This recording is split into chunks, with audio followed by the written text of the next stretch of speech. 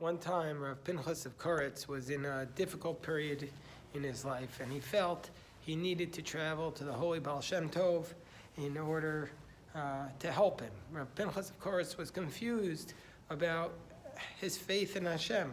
He didn't feel like he was in a good place, and he said, "Let me travel to the Baal Shem Tov."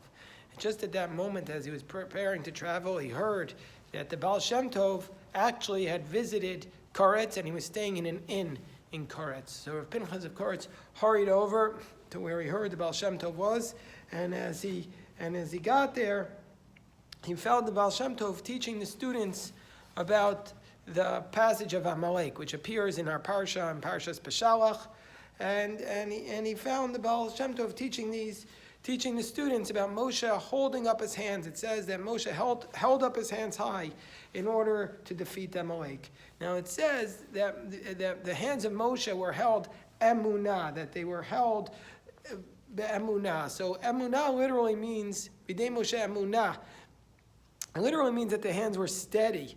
But the Baal Shem Tov understood it or explained it the way the Chazal understand emunah, which means it's an act of faith, that it typically means having faith. And it means that Moshe, when he held up his hands, he had faith, or he helped the children of Israel have faith. So the Baal Shem Tov taught that it sometimes appears that a person feels like they're losing their faith. They're losing we're losing our faith in Hashem. And what's the answer there? How do we regain our faith? What is the manner to regain our faith? It's to turn to Hashem and ask Hashem to strengthen our faith.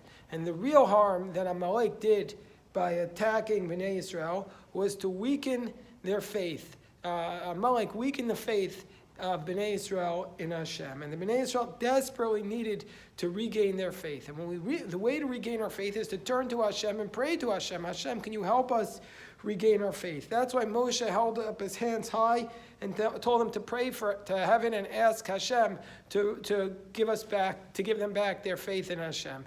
And so when Rav Pinchas of Koretz heard the Baal Shem Tov's words, these words were like a prayer, and he immediately felt his own faith becoming stronger.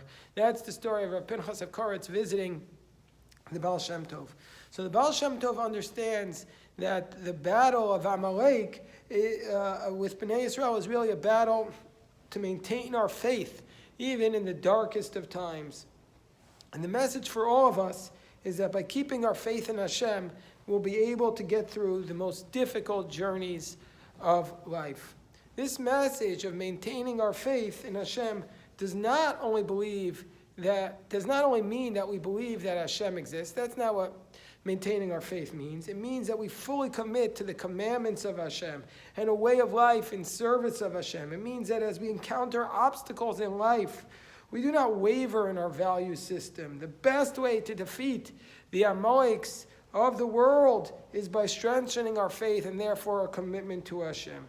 This core message is not only found in the battle with Amalek at the end of the parsha. His same core message of strengthening our commitment is found at the beginning of the parsha as Bnei Israel first leave Mitzrayim. It says in the Torah that as Bnei Israel were leaving, Vayikach Moshe atzmos Yosef imo. Moshe took the bones of Joseph with him, because Hashpeah Ishpias Bnei Israel, because Yosef had made the children of Israel take an oath, saying to them, Hashem will surely, Pakol Yifkoda, Elokim Eschem, Hashem will surely remember you. And then when you do that, carry up my bones with you when you leave. And Moshe took the bones as Bnei Israel were leaving, collecting the silver and gold and hurrying out of Egypt. Moshe Rabbeinu had the presents. Vayikach Moshe es atzmos Yosef imo. Moshe took the bones of Yosef with him.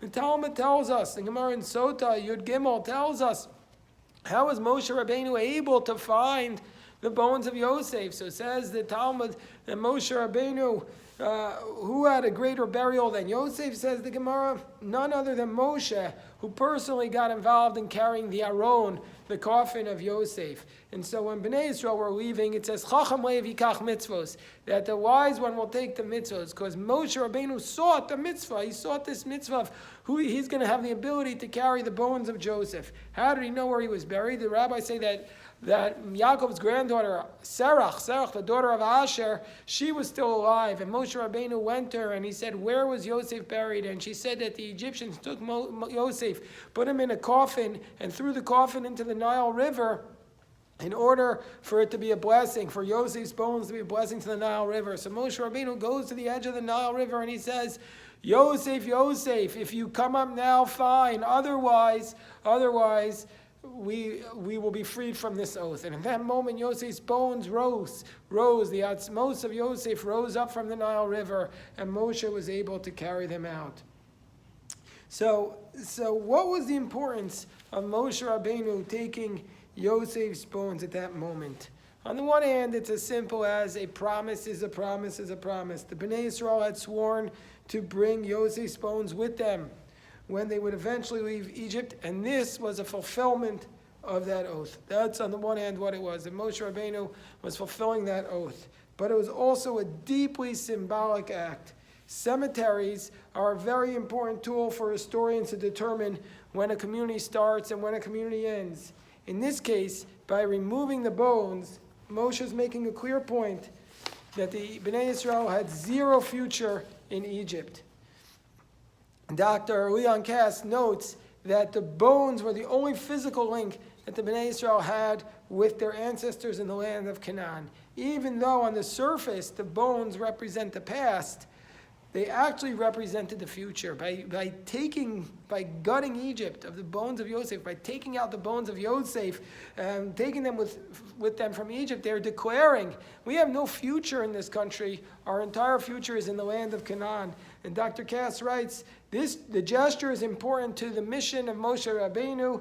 It provides the ex-slaves with an edifying connection to their glorious past. Joseph was both a beloved son of Israel and a political power in Egypt. Joseph, in the end, chose Israel over Egypt, and Moses uses that fact to reinforce the same choice among the people. Bringing the bones of Yosef makes clear that the bones are not an afterthought to the Exodus. One more object to carry while they journeyed in the wilderness, but are in fact the underlying reason for Israelites to leave Egypt. The reason why we left Egypt was because of the bones, because of what the bones represented. Immediately prior to the pasuk about the taking out of the bones, we are told that the Bnei Yisrael went up from Egypt chamushim. Chamushim means, Rashi says that the word chamushim means armed, that they had weapons when they went up from Egypt. As in the Israelites left Egypt with weapons to protect them. Well, if they have weapons, they had physical weapons, why didn't they brandish these weapons? The Torah doesn't tell us anything about these weapons when the Paro was chasing after them. Where were these weapons? So says the Chasam Sofer, where were the weapons? Where were the weapons? The weapons were the bones of Yosef, says the Chasam Sofer. That was their weapons. Because as the Bnei Israel set out on their difficult journey, carrying Yosef's bones as a protection, the biggest question that everyone has to answer, every army, every fighter has to answer, is the question of why. Why are we doing this? That is the strongest weapon, the weapon of why. Why are we fighting? Why are we willing to live in a wilderness for 40 years? Why are we willing to fight for the land of Canaan? The bones of Yosef represent the answer to why.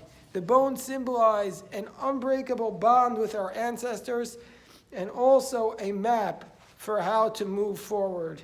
We move forward in the wilderness of life by following the ways of our ancestors.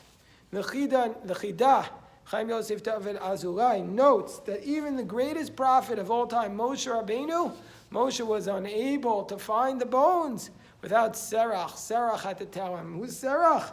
Serach, in this instance, outshines Moshe Rabbeinu. Serach, the daughter of Asher. And Serach's insight came not from her prophetic abilities, but from her link to the past. Even the greatest Navi of all needs to be guided by our holy ancestors. That's the basic idea of the bones of Yosef. Even the greatest prophet like Moshe need to be guided by Serach and the bones of Yosef.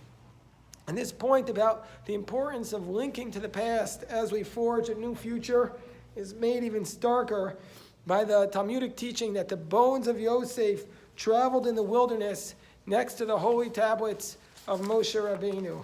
All those years that the Jewish people, says the Gemara in Soto, all those years that the Jewish people were in the wilderness, there were two arks. One was the Aron of a dead man, and that was Yosef, and one was the Aron of the Shechina. The Aron of Yosef and the Aron of the Shechina were traveling next to each other. And passers-by would say, what is the nature of these two arks, these two Arons? Why are they next to each other? And they say, Kiyim zeh masha kasav b'zeh. This one fulfilled that which is written in the other one. Meaning to say, most understand that Yosef fulfilled that which was written in the tablets, which is ironic, because the tablets were obviously given after Yosef died. But the whole point is that the tablets are linked to the past. As much as it's a new law, it's the law of our holy ancestors. It's the law of the bones coming up from the bones of our past, from the bones of Yosef. And the Talmud goes even further and says that when Moshe Rabbeinu, Talmud in Gemara in Pesachim on Daf Samach Zayin, says Vayikach Moshe es atzmos Yosef imo b'mechitzas So Moshe took the bones of Yosef with him at all time, even when he was talking to the Shechina, even when Moshe was talking with the divine presence. Normally, a person is not allowed to go near the Machaneh Shechina, the holiest spot when a person is ritually impure from touching a dead body. But Moshe Rabbeinu took the bones of Joseph with him. That is powerful teaching, reminds us that even as Moshe Rabbeinu brought down the luchos, brought down the tablets from Shamayim, with the revolutionary new law, there was a strong connection at the same time to the ways of the earlier generations. As much as the tablets will be our guide for the future, so too with the ways of our ancestors, that is the bones of Joseph. Our link to our holy past is our guide for our future and our strongest weapon. So the word for bones in Hebrew is atzmot or etzem. The same word appears just a few verses before the bones of Joseph. It says that Hashem took Bnei Yisrael out of Egypt. The same word, be'etzem. Hayom hazeh. The word etzem there, it's not really translatable. What does it mean? It's like in the essence of this day. Be'etzem hayom hazeh. But it reminds us of the bones that when Hashem took us out, He took us out with the etzem, with the atzmot, with the bones. This is also our essence. Be'etzem hayom hazeh. So the verse is signaling to us that the success of the Exodus from Egypt is dependent upon the etzem, our relationship with the past.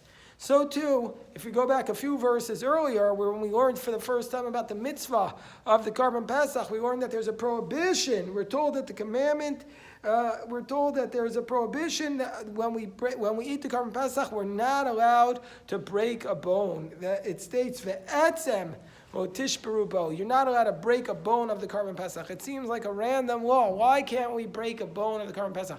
Sefer Achinuch says that after the actions, that we're trying to act like kings and be free people, and so therefore we don't break the bones because a king doesn't break the bones. And that's one of the answers that Chinuch gives for this law. There are a lot of suggestions, but to me it also is part of this prohibition. The etzem lo tishberu bo is to make the idea that the bones are our essence. We cannot break the bones. Symbolically, it's a reminder that we cannot break our link to the bones of our ancestors. And the reason why it's so important to have an unbreakable relationship with our holy ancestors and our holy past is not only because it will provide us with a guide to the future, but also because it is our holy weapon in managing our present. As the Israelites gathered down on the banks of the sea, they felt the mighty army of Paro bearing down upon them. And in that moment it says, Vayitzaku Bnei Yisrael el Hashem. The Bnei Yisrael cried out to Hashem. How did they cry out? How did they know what to do? Rashi tells us, Tafsu umanut avotam. They seized a hold. They grabbed hold of the umanut, of the craft of their ancestors. That's what they did. That's how they knew how to cry out to Hashem. They seized hold of the craft of their ancestors. That's what gave them the strength in the present to be able to cry out, to have the fortitude to go on. Tafsu amunat. Tafsu manut avotam. They grabbed a hold of the craft of their ancestors. I'm sharing these words while we're standing in the middle of a pandemic that's been going on for almost more than 11 months now. Many, many times in these last months, our generation has faced, as what has been for us, unprecedented challenges, unprecedented. And I've thought to myself during this time, what would our ancestors do? Thinking about our ancestors has given me strength and hope and inspiration. Whatever our journey in life, whatever pharaohs we may face, as long as we grab hold of the path of our ancestors, we will have a light shining forward. Thank you.